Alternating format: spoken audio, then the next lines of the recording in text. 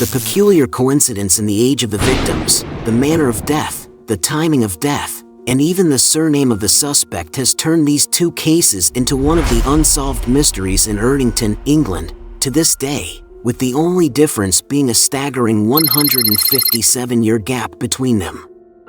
Erdington is an ancient suburban area located in Birmingham, England, with its history dating back to the 9th century.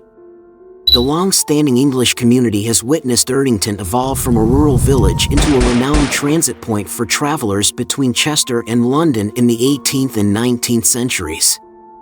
However, few are aware that amidst this history lies a dark chapter that continues to haunt the residents, a tale of two unsolved murders of young women with eerily similar details.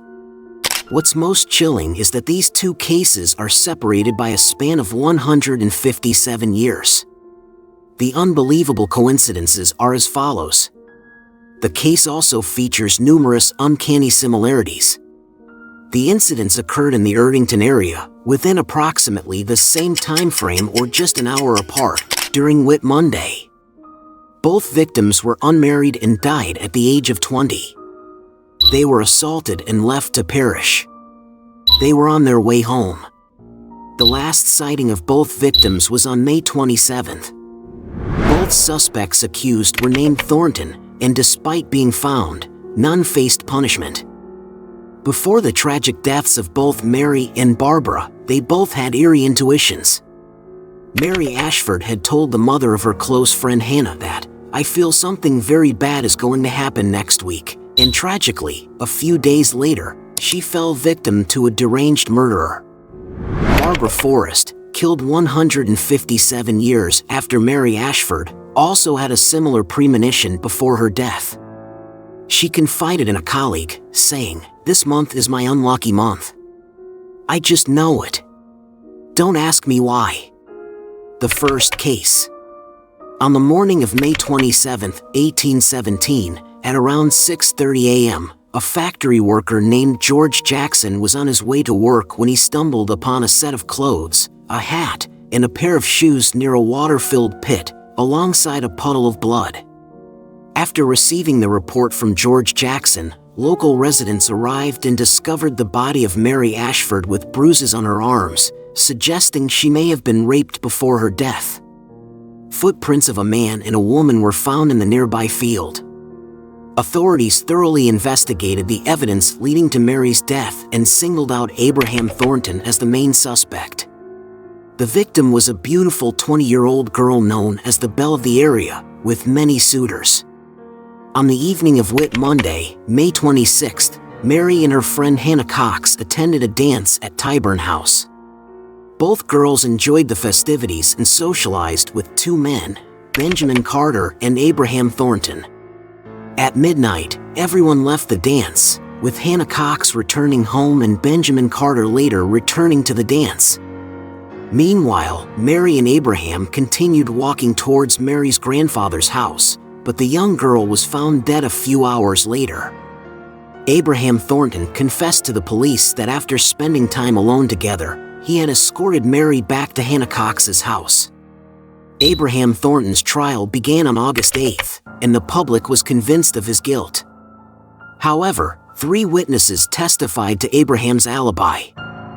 This, along with the lack of specific evidence, led the jury to deliver a verdict of not guilty. Mary's brother, William Ashford, refused to accept the jury's decision and appealed for a retrial. Lord Ellenborough, who presided over the case, allowed Abraham to defend his acquittal by challenging Mary's brother to a duel. However, Mary's brother declined, and the case was officially closed. Despite this, the public still firmly believed that Abraham was the murderer. Ultimately, Abraham had to flee England, settling in the United States. The unsolved murder of Mary Ashford left a deep wound in the Erdington community. But no one could have imagined that 157 years later, that wound would reopen with a similarly astonishing case. The second case. Still on May 27th, but in 1974, another 20-year-old woman was murdered and left in a ditch near Chester Road in Erdington. Her body was discovered several days after her death, showing signs of sexual assault and strangulation. The victim was identified as Barbara Forrest, a nurse at Pipe Hayes Nursery nearby.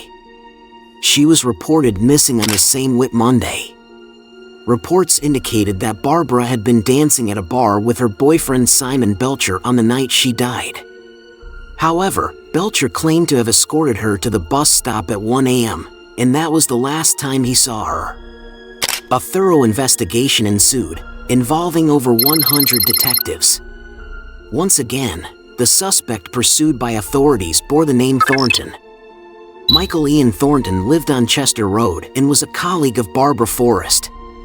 After investigators found bloodstains on Thornton's trousers and uncovered forged alibi evidence provided by his mother, Michael Ian Thornton was arrested and charged with murder. However, similar to the Thornton in the Mary Ashford case 157 years earlier, this Thornton was acquitted due to lack of evidence. And like the previous case, Barbara Forrest's sister, Erica, refused to accept the court's ruling. In 2012, she requested the case be reopened and DNA evidence reviewed, but Michael Ian Thornton remained acquitted. Adding to the eerie coincidence, both women reportedly felt a sense of fear before their deaths. Mary Ashford was said to have told her friend Hannah Cox's mother that she had a bad feeling about the upcoming week. Barbara Forrest also confided in a colleague 10 days before her murder, "This will be my unlucky month. Don't ask why, I just know it." Several theories have been put forward in an attempt to unravel the mysteries of these two horrific cases in Erdington. One of the theories revolves around a connection between the two cases, with some believing that there was a serial killer at work in the area over an extended period. They suggest that this killer may have orchestrated similar scenarios to carry out the murders, obscuring their tracks and causing confusion within the community. Another theory involves reincarnation, a belief in spiritual circles.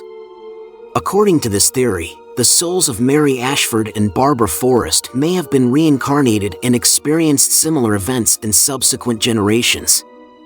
This would explain why the two cases share eerie similarities. Furthermore, some propose a theory involving a criminal network or secretive organizations related to these cases. They believe that careful plans may have been executed to conceal the truth and avoid detection by authorities. However, to this day, there is no concrete evidence to substantiate any theory, and the two cases remain unsolved mysteries in Erdington. One of the most mysterious and chilling theories is the presence of a supernatural force or a kind of demon at work in the area. According to this theory, some believe that the two cases were not caused by humans but by a supernatural entity, a dark soul, or a demon exploiting the similarity between the two victims and various coincidences to carry out evil actions. Some argue that the premonitions of Mary Ashford and Barbara Forrest were not just coincidences but signs of the presence of supernatural forces.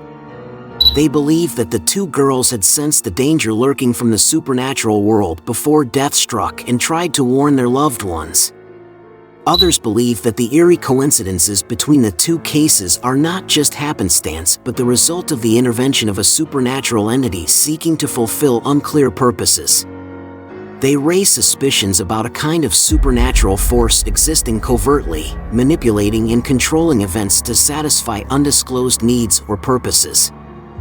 The story between the two cases is indeed very intriguing, especially with all the nearly identical similarities.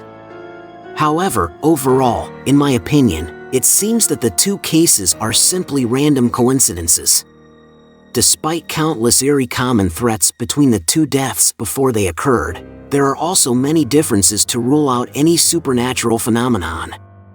I'm quite convinced that these two cases lean towards being mere coincidences. Unfortunately, both girls encountered two murderers with twisted tendencies behind them.